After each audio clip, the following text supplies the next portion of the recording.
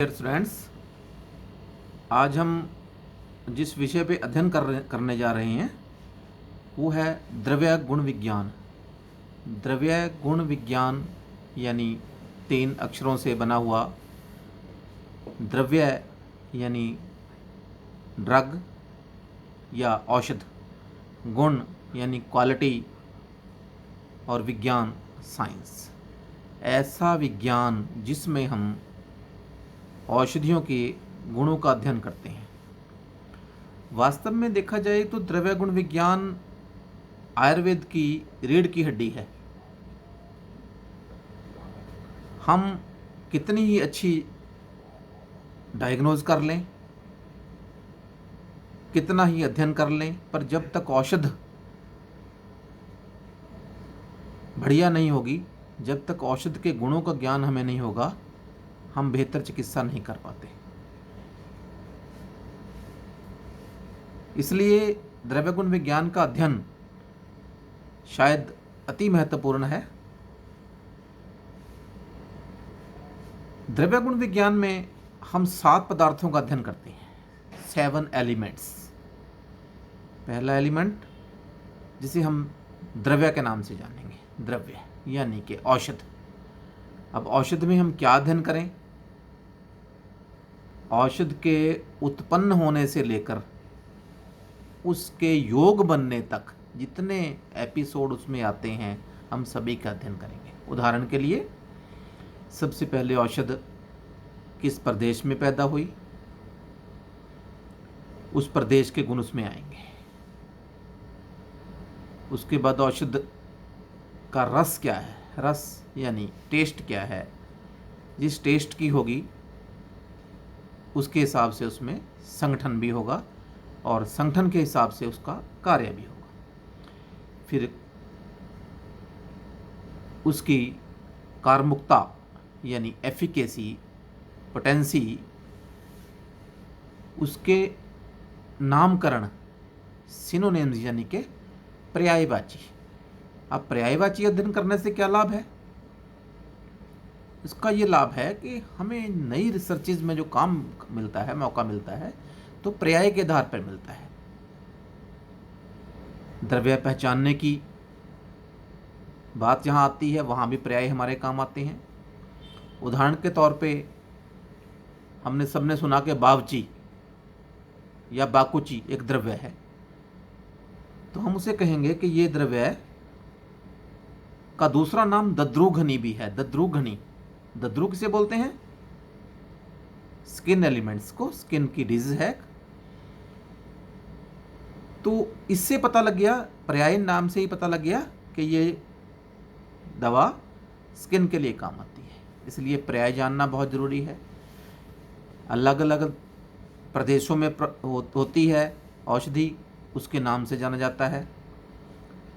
जैसे उदाहरण के तौर पे हम कमल की बात करें, कमल के फूल की बात करें, कमल के फूल का दूसरा नाम जलज है। जलज यानी जल में जन्म लेने वाला।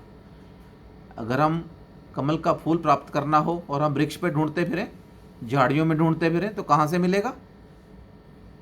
हमें दूसरे पर्याय ने बता दिया कि जल में मिलेगा ये तो। इसलिए जब द्रव्यों का संग्रह करना हो, जब द्रव्यों का यूज़ करना हो, जब द्रव्यों के योग बनाने हो, वहाँ सब में हमारा साथ देते हैं पर्यायवाची शब्द, दूसरे शब्द जो हमें द्रव्य की संपूर्ण पहचान कराते हैं। तो इसका अध्ययन इसमें आएगा। उसके बाद 7 पदार्थों के अंतर द्रव्य की बात कर ली, तो सेकंड आई रस की बात। रस कैसे बनते हैं, कितने होते हैं, बड़ा गहन विषय है। इसे विस्तार से हम अपने अगले अध्याय में करेंगे, परंतु संक्षेप रूप में आपको मैं बताना चाहता हूँ कि जो रस हैं हमारे, टेस्ट जिसे बोलते हैं, जिसका पता हमें अपने जीभ से लगता है, ये हमारे 5 महाभूतों से बनते हैं।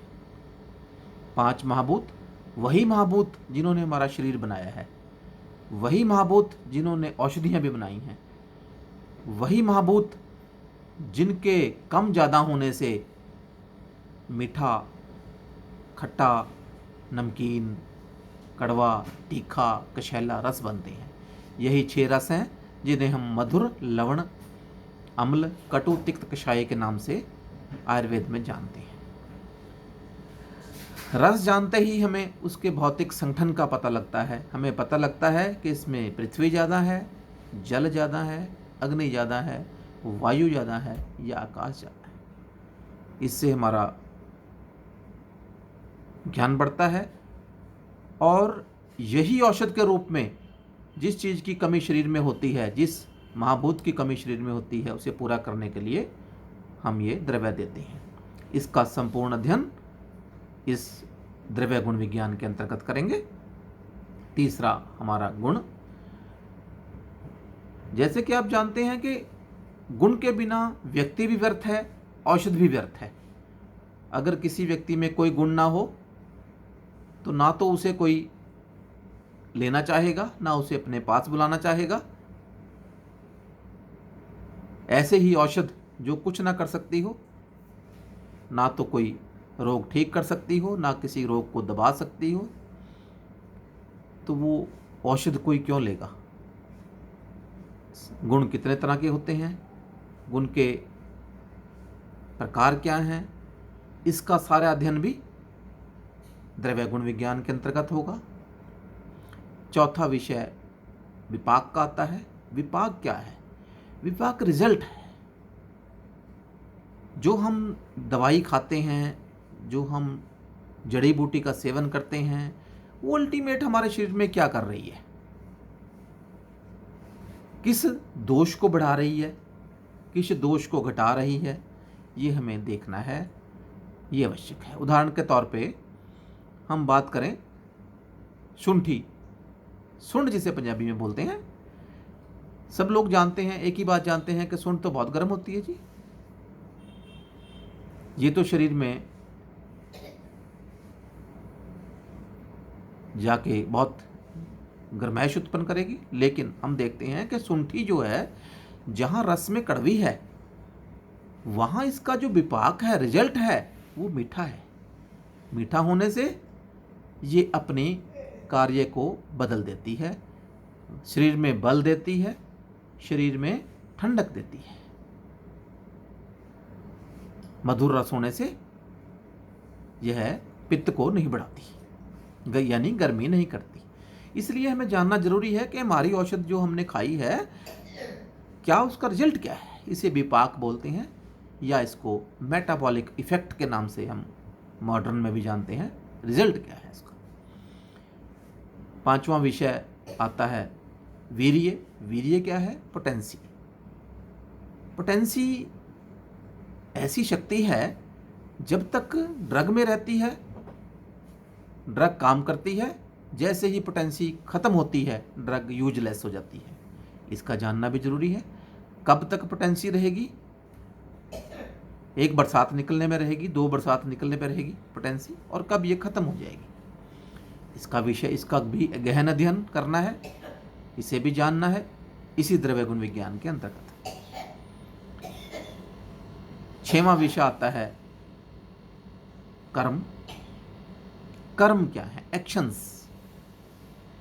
द्रव्य कहाँ कहाँ एक्ट करेंगे, कैसे कैसे एक्ट करेंगे, किस सिस्टम पे क्या काम होगा इसका, किस पे बुरा काम होगा, किस पे अच्छा काम होगा, इसके विषय में जानना जरूरी है। बहुत विस्तृत विषय है, बहुत विस्तार से जानेंगे। ये कर्म है। और लास्ट विषय हमारा है प्रभाव। प्रभाव ऐसे इफेक्ट्स जो कर्म से हटके हों, जो खास तौर पे ड्रग कर सकती हो, और ऐसे प्रभाव हमें जानने जरूरी हैं, क्योंकि ऐसे नहीं जानेंगे तो हम अच्छा अध्ययन ड्रग का नहीं कर पाएंगे। तो आज का ये विषय रहा कि आज हम द्रव्य गुण के सप्त पदार्थ यानी कि 7 एलिमेंट्स को हमने जाना।